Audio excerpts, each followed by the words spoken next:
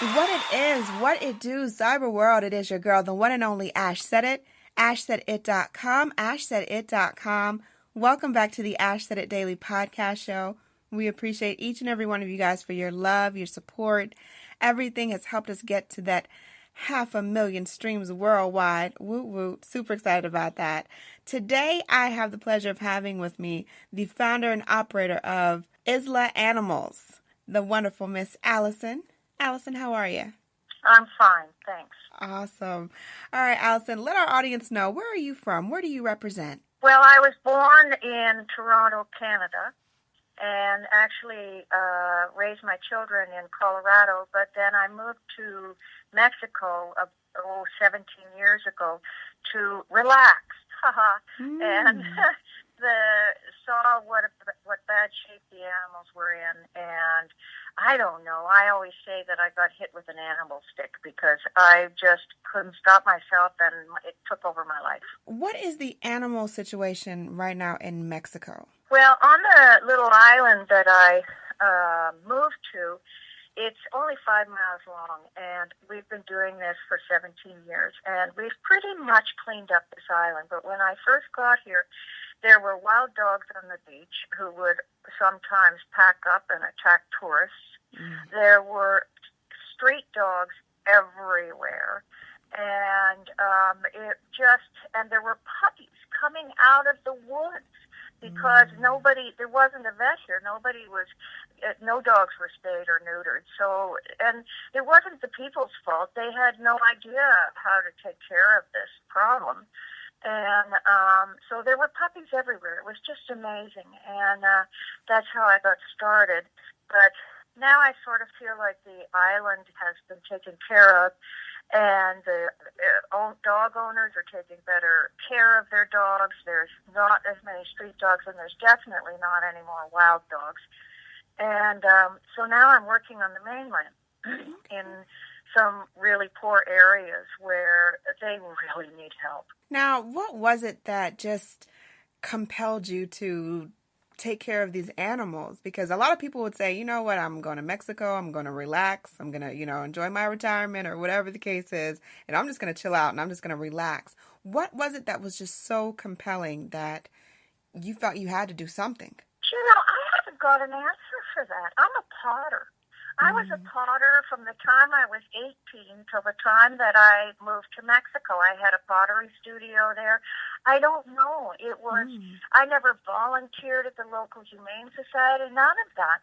But it was just so tragic. And anybody who can walk by a hungry puppy, I just don't understand a person like that. And there was just so much need.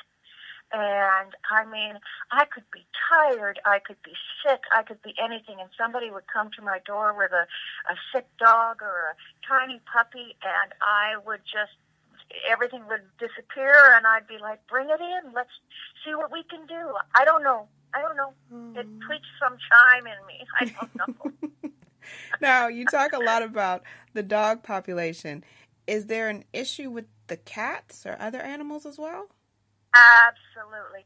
The difference between the cats and dogs is there's another group on this island that does a lot of trap and release with cats, and that has worked really well. And the cat population has gone way down.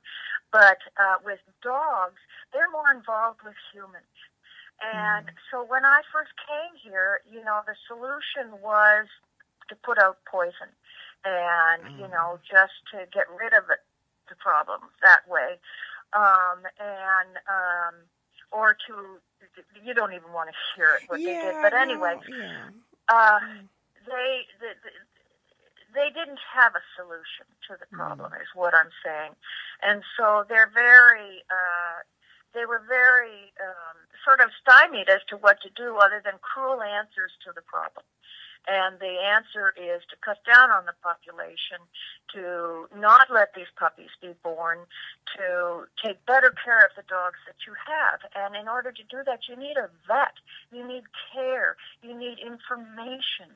You need supplies. And the area that we're going to, because we're doing a big spay and neuter clinic starting Thursday on the mainland, the area that we're working in, the people are so poor, they can't afford to buy anything for their dogs. And they can't afford to take their dog to a vet. It's not their fault. And the dogs are multiplying. So it's just, it's sort of, they need outside help is what I'm saying. And that's what we're here for. Well, Allison, we're going to take a brief break, and when we come back, we're going to talk about some of the initiatives that Isla Animals has and how people can get involved. Wouldn't it be great if there was a place to discover awesome discounts on gently used clothes? There is. Swap.com, the world's largest online consignment and thrift store. Stop driving store to store and shifting through dozens of racks. Shop millions of clothes in seconds on Swap.com. Save up to 90% off retail price for your favorite brands, such as Lululemon, Carter's, Nike, J.Crew, and so many more. If something doesn't fit, enjoy hassle-free returns 30 days, no questions asked. So what are you waiting for? Shop Swap.com right now. Use promo code ASHSAID40 for your 40% off today. Welcome back to the Ash Said It Daily podcast show. I'm your girl, Ash Brown, and we're talking with founder, operator, Isla Animals, the beautiful Allison. Allison has one of the biggest hearts in the entire universe. She's been taking care of these animals on, wow, it's just that. You guys, if you haven't already seen the documentary, I will post the link in the description of this show so you guys can check it out and see all the wonderful works that they've been doing. They call her AKA the crazy dog lady on the island and all kinds of stuff. But Allison, what are some of the initiatives that you guys have been implementing? Well, mainly what we do, and we go a little further than most groups, and I think that sometimes some people think that's the right way and some people don't. Some groups just spay and neuter. That's all they do. And we spay and neuter, but when we have our clinics, we'll take care of the dog's needs. We'll deworm them. We'll take care of skin issues. We do as much for that dog as we can because that dog is never going to get the care that we can offer again in its entire life because it's in a poor area and people cannot afford to take care of their dogs, or it's a street dog. So it gets one chance, and that's with us. And so we do everything we can. The other thing we do is I've vowed to never leave a puppy on the street. So we take in a lot of puppies. A lot of puppies. And right now at my house, I have 11. 11. And at my clinic, I don't even know how many I have at my clinic. So you say you have 11. You have 11 puppies now. How many full-size dogs do you have? How many what? How many full-size dogs do you have in addition to the puppies? Oh, I don't know. I don't count. I don't count because when my husband says, "How many dogs do we have now?" I go, "I don't know." It's much better that way. How is feeding time around the house? Oh, it's busy. Right now it's very busy, but usually I don't have so many puppies at my house, but it just has happened this way this last few weeks, and I have to keep them separate because they're not vaccinated yet, and I prepare special food for each group, and then for the other dogs I have. It's busy. It's busy. I'd imagine. What information would you like for people to know about spaying and neutering their animal? Well, one of the questions I get asked a lot is, why should we care about dogs in Mexico? And our logo says, caring is global. Because dogs are part of a community. No matter how you look at it, when there's people and food around, there will be dogs. And the way those dogs are treated, the way they look, everything about them affects the attitude of the community. And so it's important. You can't live without them, and because they're going to be there anyway. So you need to take care of them. And when people say, "Why Mexico?" I go, "Why anywhere?" Because they need us. Because the Mexican government puts very little effort into the animals because they can't afford it. They've got so many people problems. So. So that's why we're here, and we, Canada, the United States, Europe, people have more disposable incomes where they can be generous and help out where things need to be helped. And this is a place where we can really make a difference for the dogs. I mean, really make a difference. I agree. And with very little money. We do everything we can on donations. We're completely donations. And we can spay and neuter a dog for the average cost of $30. Wow. That is affordable. And which is nothing, which is like, 5 cups of coffee for somebody, It's just, we can make a big difference with very little money because we want to do it, because we know how to do it, because we have a huge group of people who want to help and send us supplies. I mean, it's really wonderful. It's just wonderful. We've been doing this for 17 years, and it has grown. We have 35 or 36,000 followers on Facebook, and people that get involved. It's just wonderful.